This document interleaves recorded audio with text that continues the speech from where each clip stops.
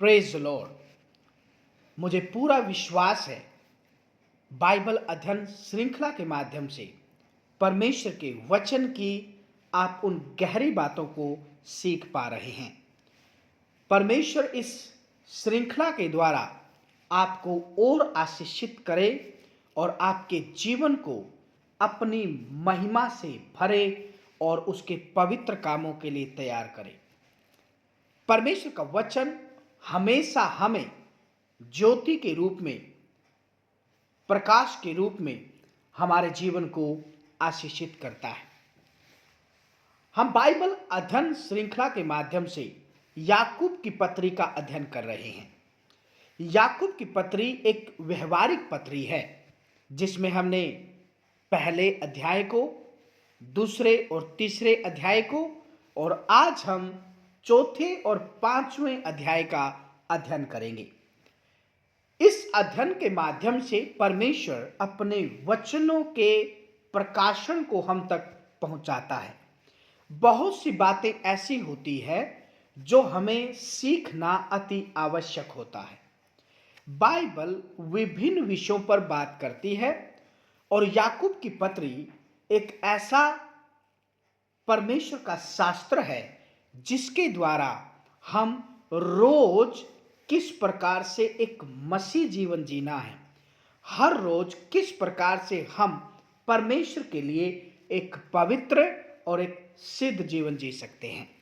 मेरे प्रियो, 4 और 5 अध्याय में परमेश्वर का वचन बहुत अद्भुत रीति से बातचीत करता है और हमारे व्यक्तिगत बातों से, हमारे व्यक्तिगत जीवन से बहुत ज्यादा संबंध रखता है। वैसे तो याकूब की पत्री पूरी हमारे व्यक्तिगत जीवन से संबंधित है, लेकिन 4 और 5 पद बहुत ही गहरा संबंध है हमारे जीवन के साथ में।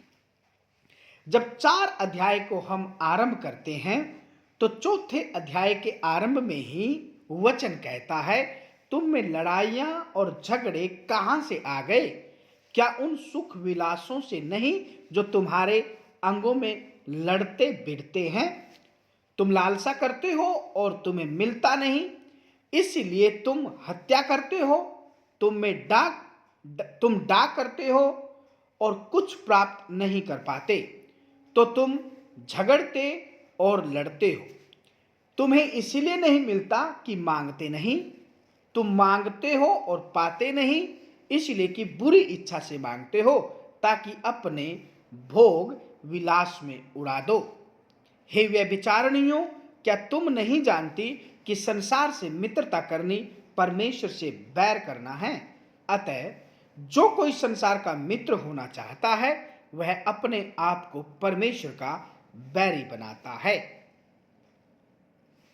जब हम इस वचन को पढ़ते हैं, ये वचन हमारी आंखों को खोलता है। संसार से मित्रता क्या है? परमेश्वर का वचन बहुत साफ रीति से हमें बता रहा है कि संसार से मित्रता मतलब परमेश्वर से बैर करना है। ये संसार से मित्रता क्या है? मैं आपको बहुत साधारण शब्दों में बताना चाहता हूं। अगर आप इस वचन को पढ़ना चाहते हैं, यदि आपके पास पवित्र शास्त्र है तो आप उसे जरूर पढ़ें। आप उस शास्त्र के वचन पर ध्यान लगाएं। संसार से मित्रता वो नहीं है जो शायद हमारी समझ से परे है, लेकिन संसार से मित्रता आज मैं बिल्कुल साधारण शब्दों में आपसे बताना चाहता हूं। जैसे कि संसार की रीतियों की, संसार की जो बातें हैं, जो शारीरिक है, उनका पीछा करना संसारिक बातें हैं। कोई व्यक्ति है जो संसारिक भोग और विलास में है। साधारण रूप से अगर आप इसे समझना चाहते हैं, कोई धनवान व्यक्ति है जो अपने धन का उपयोग दूसरों को दिखाने के लिए करता है। हाथों में, गलों में, अपने शरीर पर महंगे महंगे वस्त्र महंगे महंगे आभूषण और तरह तरह की बहुत सारी चीजों का वो उपयोग करता है। कई बार जब हम उसे टीवी पर, स्क्रीन पर या फिर अखबारों में जब हम उसकी तस्वीर देखते हैं तो हमारे मन में कई बार कल्पना होती है, मैं ऐसा कब बनूंगा या इतना धन मेरे पास कब होगा। जब हम ऐसी कल्पना करते हैं तो हम संसारिक रीतियों पर या संसारिक वैभव की तरफ झुक रहे हैं और उसी झुकाव को परमेश्वर का वचन कहता है संसार से मित्रता। संसार से मित्रता मतलब परमेश्वर से बैर करना है, परमेश्वर की उपस्थिति से बाहर हो जाना, परमेश्वर के डर और भय को छोड़ देना, भोग और विलास में पड़ जाना। इसीलिए 4 पद में परमेश्वर का वचन कहता है, हे व्यभिचारिणियों, क्या तुम नहीं जानती कि संसार से मित्रता करनी परमेश्वर से बैर करना है। अतः जो कोई संसार का मित्र होना चाहता है वह अपने आप को संसार का बैरी बनाता है। परमेश्वर ने जो हमें आत्मा दिया है वो डाह का नहीं है बल्कि प्रेम का है, दया का है, अनुग्रह का है। इसीलिए जब परमेश्वर का आत्मा हमारे अंदर आता है तो वो दिखावे का नहीं है कि हम अपने वैभव, अपनी दौलत के साथ में दिखावा करें और दूसरों को नीचा दिखाएं, बल्कि परमेश्वर का वचन कहता है कि हम परमेश्वर की आत्मा को जब प्राप्त करते हैं तो वो हमें दीनता में लेकर के चलता है, हमें प्रेम में लेकर के चलता है, हमें परमेश्वर के अनुग्रह में जीवन जीने के लिए प्रेरित करता है। 7 पद में लिखा हुआ है, इसीलिए परमेश्वर के अधीन हो जाओ और शैतान का सामना करो तो वह तुम्हारे सामने से भाग निकलेगा। हमें परमेश्वर के अधीन होने की आवश्यकता है ताकि शैतान हमारे मन को, हमारी सोच विचारों को दूषित ना करने पाए। जब हम अपने आप को परमेश्वर के अधीन करते हैं तो शैतान का साम्राज्य टूटता है, उसकी बुरी अभिलाषाएं हमारे जीवन से खत्म होती है, हमारे मन की बुरी अभिलाषाएं खत्म होती है। 8 पद में लिखा हुआ है, परमेश्वर के निकट आओ तो वह भी तुम्हारे निकट आएगा। हे पापियों, अपने हाथ शुद्ध करो और हे दुचित्ते लोगों, अपने हृदय को पवित्र करो। दुखी हो और शोक करो, रो, तुम्हारी हंसी शोक में और तुम्हारा आनंद उदासी में बदल जाए। 10 पद ध्यान देने योग्य है। प्रभु के सामने दीन बनो तो वह तुम्हें शिरोमणि बनाएगा। मत्ती रचित सुसमाचार 6 अध्याय उसके 33वें पद में प्रभु यीशु मसीह कहता है, पहले परमेश्वर के राज्य और उसकी धार्मिकता की खोज करो तो ये सारी बातें जो आज तुम आसपास में देखते हो तुम्हें यूं ही मिल जाएगी। हमें परमेश्वर के करीब आने की आवश्यकता है। आप क्या काम करते हैं, प्रभु का वचन कहता है उसी काम में प्रभु आपको आशीषित करता है। जो काम प्रभु ने आपको सौंपा है, आप दिहाड़ी करते हैं, आप खेत में काम करते हैं, आप ड्राइवर हैं, आप कार चलाते हैं, आप कुछ भी काम करते हैं, प्रभु का वचन कहता है जब हम उस काम को प्रभु के हाथों में सौंपते हैं तो प्रभु हमें उन्नति वहीं से देता है। हमें परमेश्वर के सामने अपने आप को लाना है, उसके नजदीक लेकर के आना है और अपने कामों को प्रभु के हाथों में सौंपना है, तो परमेश्वर की इच्छा के अनुसार हम उस काम में आशीष पाएंगे। 11 और 12 पद में लिखा हुआ है, हे भाइयों, एक दूसरे की बदनामी न करो, विश्वासियों से परमेश्वर कह रहा, क्योंकि ये जो दौर था जब परमेश्वर का वचन विश्वासियों के पास पहुंचा, ये दौर गरीबी का दौर था, ये दौर परेशानियों का दौर था, ये दौर दूसरों के द्वारा सताए जाने का दौर था। इसीलिए याकूब उस समय के विश्वासियों से और आज के लोगों से भी कहता है कि तुम दोष ना लगाओ, क्योंकि यदि तुम दोष लगाओगे तो तुम्हारे ऊपर भी दोष लगाया जाएगा। हमें प्रेम के साथ एक दूसरे को उठाना है, हमें प्रेम के साथ में एक दूसरे की क्या करना है, मदद करना है। 13 पद से जब हम पढ़ते हैं इसमें, उसमें लिखा हुआ है, तुम जो यह कहते हो आज या कल हम किसी और नगर में जाकर वहां 1 वर्ष बिताएंगे और व्यापार करके लाभ कमाएंगे, और यह नहीं जानते कि कल क्या होगा। सुन तो लो, तुम्हारा जीवन है ही क्या। तुम तो भाप के समान हो जो थोड़ी देर दिखाई देती है फिर लोप हो जाती है। इसके विपरीत तुम्हें यह कहना चाहिए, यदि प्रभु चाहे तो हम जीवित रहेंगे, और या वह काम भी करेंगे। परमेश्वर का वचन हमें कहता है, जब हम कई बार मुसीबतों का सामना करते हैं, मुसीबतों का सामना हमारे जीवन में होता है, हम सोचते हैं हम इस जगह को छोड़ देते हैं, दूसरी जगह चले जाते हैं तो शायद हमें वहां आसानी होगी, या फिर हमें किसी चीज का परेशानी का सामना नहीं करना पड़ेगा।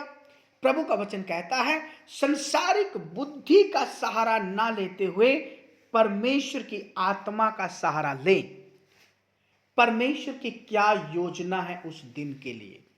मैं जहां रह रहा हूं, जिस जगह पे प्रभु ने मुझे रखा है, वहां पर परमेश्वर की क्या योजना है। हमें परिस्थितियों को छोड़ करके भागने से नहीं, बल्कि वहीं पर रहते हुए परमेश्वर का वचन कहता है, वहीं पर परमेश्वर आपको फलवंत करेगा, आपको आशीषित करेगा, आपको बढ़ाएगा। जब हम 16 पद को पढ़ते हैं, उसमें लिखा हुआ है, पर अब तुम अपने अपने डींग मारने पर घमंड करते हो, ऐसा सब घमंड बुरा होता है। हम अपनी बुद्धि और अपनी समझ पर भरोसा ना करें, बल्कि सारी कठिनाइयों को प्रभु के हाथों में सौंपें। 17 पद में लिखा हुआ है, इसलिए जो कोई भलाई करना जानता है और नहीं करता, उसके लिए यह पाप है। बहुत महत्वपूर्ण पद है ये। इस पद से हम क्या समझते हैं? जो कोई भलाई करना जानता है और नहीं करता, उसके लिए यह पाप है। ये विश्वासियों के लिए विशेष रूप से एक परमेश्वर की ओर से एक आदेश है। अविश्वासियों को यह नहीं कह रहा है। ये 17 पद विशेष करके विश्वासियों को कह रहा है कि जो भलाई करना जानता है और नहीं करता। ये भलाई क्या है? परमेश्वर का वचन कहता है, ये भलाई एक पवित्र जीवन जीना है, प्रार्थना करना है, वचन पढ़ना है, दूसरों की मदद करना है, दूसरों को परमेश्वर के करीब लाना है। और प्रभु का वचन कहता है, यदि तू ये जानते हुए भी नहीं करता, प्रभु का वचन कहता है, ये तेरे लिए पाप है, तेरे लिए गुनाह है। प्रभु ने तेरे जीवन में उजियाला दिया है, आप उस उजियाले को ढांप नहीं सकते। यीशु मसीह कहता है, कोई दिया जला करके दीवट के नीचे नहीं रखते या पैमाने के नीचे नहीं रखते, बल्कि दीवट पर रखा जाता है ताकि उससे सबको उजियाला हो। आप अपने उजियाले को छुपा नहीं सकते। अपनी अपनी प्रार्थना की लाइफ को मजबूत रखें, वचन को पढ़ें, परमेश्वर के कलाम को सुने। यदि आपको पढ़ना नहीं आता है, उसे सुने। हमारे पास हमारे घर में बहुत सारे अब संसाधन प्रभु ने दे दिए हैं कि हम वचन को सुन सकते हैं। प्रार्थना करें। प्रार्थना करने में आप लुचपन न करें, कमजोरी ना समझें। शरीर आपका साथ नहीं देगा, विचार आपका साथ नहीं देंगे, लेकिन प्रभु का वचन कहता है, जब आप इस शरीर को आत्मा के द्वारा परमेश्वर के करीब लाते हैं, तो ये आपके कहे अनुसार करता है। हमें आवश्यकता है कि हम परमेश्वर की हजूरी में इस शरीर को लेकर के आए और प्रार्थना करना ना छोड़ें, स्तुति करना ना छोड़ें, परमेश्वर के राज्य में गवाही देना ना छोड़ें, और परमेश्वर के द्वारा जो कार्य हमें सौंपा गया है उसे करना ना छोड़ें। 5 अध्याय में जब हम आते हैं, तो 5वां अध्याय 1 पद से लेकर के 6 पद तक हम विशेष रूप से अन्य जातियों के लिए एक चेतावनी को पाते हैं। ये यहां पर विशेष रूप से धनवान जो विश्वासी नहीं है, जो प्रभु पर विश्वास नहीं करते हैं, उनके लिए परमेश्वर के वचन में एक चेतावनी है। कई बार जब हम इस वचन को पढ़ते हैं तो मेरे प्रियो, गंभीर होकर के पढ़ें, क्योंकि ये वचन हमें चेतावनियों से भरा हुआ मिलता है। इसमें लिखा हुआ है, हे धनवानों सुन लो। ये अविश्वासी धनवान हैं।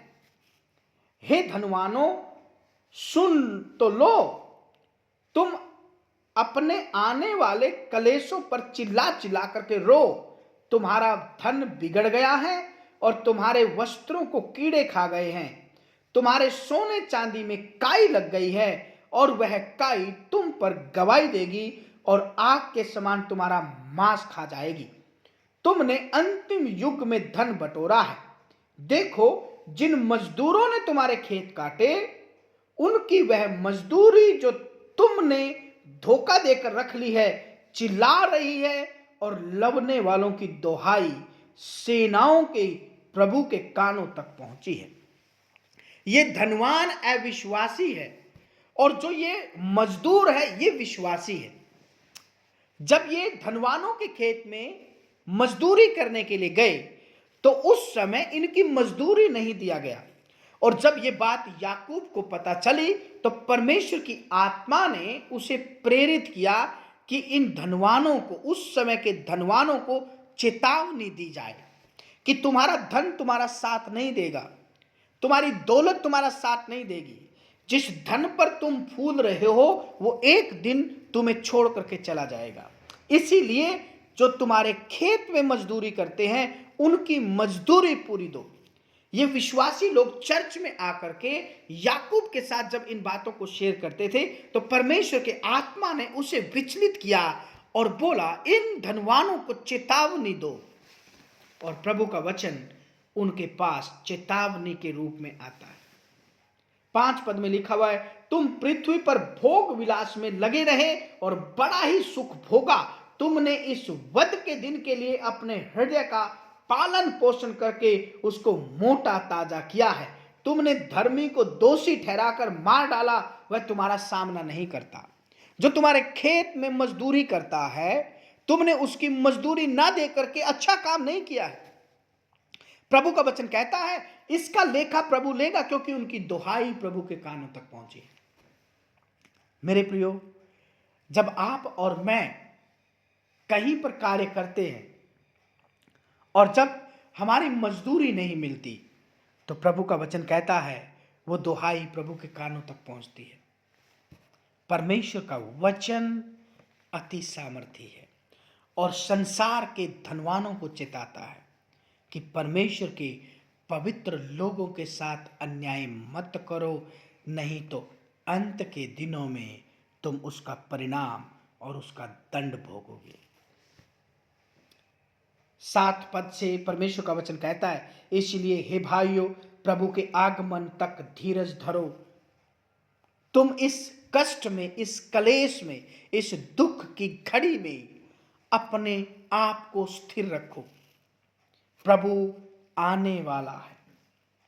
देखो, किसान पृथ्वी की बहुमूल्य फसल की आशा रखता हुआ प्रथम और अंतिम वर्षा होने तक धीरज धरता है। तुम भी धीरज धरो और अपने हृदय को दृढ़ करो, क्योंकि प्रभु का आगमन बहुत नजदीक है। प्रभु आने वाला है, बहुत नजदीक है उसका आगमन। हम प्रभु के उस पवित्र कलाम के अनुसार जीवन जीना आरंभ करें। यदि आप और मैं परमेश्वर के कलाम को नजरअंदाज करते हैं, परमेश्वर की उपस्थिति से भागते हैं, या कई बार हम अपने आप से कहते हैं मुझसे प्रार्थना नहीं होती, या फिर आप और मैं कई बार ऐसा कहते हैं प्रभु के वचन को पढ़ने का मेरा मन नहीं है। आपको शैतान बहका रहा है। आपका शैतान मन आपको प्रभु की उपस्थिति से बाहर लेकर के जा रहा है। आप प्रभु की उपस्थिति में आ जाइए, उसकी उपस्थिति में बैठें, उसकी उपस्थिति में परमेश्वर को पुकारें और प्रभु से कहें, प्रभु मैं तेरे पास आया हूं, मुझे नया कर दे। प्रभु मेरी लाइफ को, मेरे मन को, मेरे हृदय को, मेरी सोच विचारों को प्रभु नया कर दे। 9 पद में लिखा हुआ है, हे भाइयों एक दूसरे पर दोष न लगाओ। प्रभु का वचन फिर से दोहरा रहा है कि हम दुख की घड़ी में एक दूसरे पर दोष ना लगाएं। तेरे कारण हुआ, तूने किया, तू ऐसा नहीं करता तो ऐसा हो जाता। प्रभु का वचन कहता है ये दोष लगाने का समय नहीं है, ये बल्कि प्रभु की उपस्थिति में समर्पण करने का समय है। परमेश्वर के महिमा से तृप्त हो जाने का समय है, उसकी स्तुति करने का समय है। प्रभु का वचन कहता है, जब हम 11 पद पढ़ते हैं, देखो हम धीरज धरने वालों को धन्य कहते हैं। तुमने अय्यूब के धीरज के विषय में तो सुना ही है, और प्रभु की ओर से जो उसका प्रतिफल हुआ उसे भी तुमने जान लिया है। अय्यूब पीड़ा में था, कष्ट में था, और प्रभु का वचन कहता है जब उसने धीरज धरकर प्रभु की उपस्थिति में वो बने रहने का निर्णय लिया तो अंत में प्रभु ने उसे डबल दिया, जो उस समय के लोगों के लिए एक अचंभित बात थी, क्योंकि प्रभु अनुग्रह करता है। 12 पद में लिखा हुआ है, पर हे मेरे भाइयों सबसे श्रेष्ठ बात यह है कि शपथ न खाना, न स्वर्ग की, न पृथ्वी की, न किसी और वस्तु की, पर तुम्हारी बातचीत हाँ की हाँ और नहीं की नहीं, कि तुम दंड के योग्य न ठहरो। कठिन समयों में अपने आप को शपथ के नीचे न लाए, झूठ ना बोले, उस पीड़ा से बचने के लिए झूठ का सहारा ना दें, बल्कि प्रभु का वचन कहता है तुम्हारी बात हाँ की हाँ और नहीं की नहीं होनी चाहिए। 13 पद से लिखा हुआ है, यदि तुम में कोई दुखी है तो वह प्रार्थना करे, यदि आनंदित है तो वह स्तुति के भजन गाएं, यदि तुम में कोई रोगी है तो कलीसिया के प्राचीनों को बुलाएं और वह प्रभु के नाम से उस पर तेल मल करके उसके लिए प्रार्थना करे, और विश्वास की प्रार्थना के द्वारा रोगी बच जाएगा। आप कठिन समयों का सामना कैसे करते हैं? प्रार्थना के साथ या दोष लगा करके? कठिन परिस्थितियों से भाग करके या उसमें स्थिर रह करके? चुनाव आपका है। प्रभु का वचन कहता है प्रार्थनाओं के द्वारा, दुष्ट के द्वारा, शैतान के द्वारा उत्पन्न की गई हर परिस्थिति को जीता जा सकता है, यदि आप उसमें धीरज धर करके प्रभु की उपस्थिति में बने रहें। एलिया परमेश्वर का नबी था, भविष्यद्वक्ता था। जब राजा अहाब ने परमेश्वर की आज्ञा का उल्लंघन करना जारी रखा तो एलिया ने परमेश्वर के सामने प्रार्थना की और बोला, जब तक मैं ना कहूं आकाश से बारिश ना हो।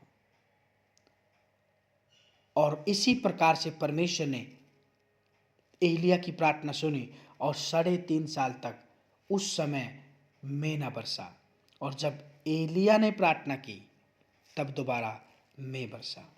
आपकी और मेरी प्रार्थना से परमेश्वर बहुत कुछ कर सकता है, लेकिन क्या आप और मैं प्रार्थना करते हैं?